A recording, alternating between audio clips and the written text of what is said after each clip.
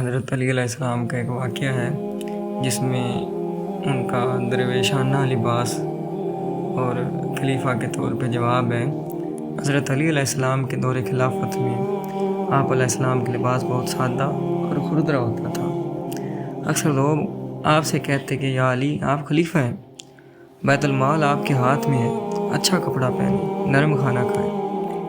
ایک دن کسی نے بہت اصرار سے کہا، امیر المومنین دوسرے بادشاہ کیسے کپڑے پہنتے ہیں، آپ بھی ویسا پہنیں تاکہ شان بڑھے، دبدبا ہو۔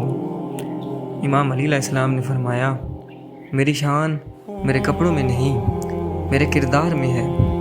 یہ کھردرا کپڑا مجھے یاد دلاتا ہے کہ میں بھی ایک انسان ہوں، میرا بدن خاک سے بنا ہے اور ایک دن مجھے اسی خاک میں دفن ہونا ہے۔ میں ایسا کپڑا کیوں پہنوں جو مجھے غرور دے اور میرے دل کو اللہ کی یاد سے غافل کرے۔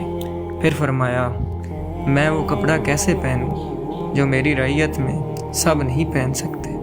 میں ایسا کھانا کیسے کھاؤں جو سب نہیں کھا سکتے؟ اگر میں بھی ویسا ہی بن جاؤں تو بھوکے کہاں جائیں؟ میں ان کا حاکم ہوں، ان کی بھوک کو اپنی بھوک سمجھتا ہوں۔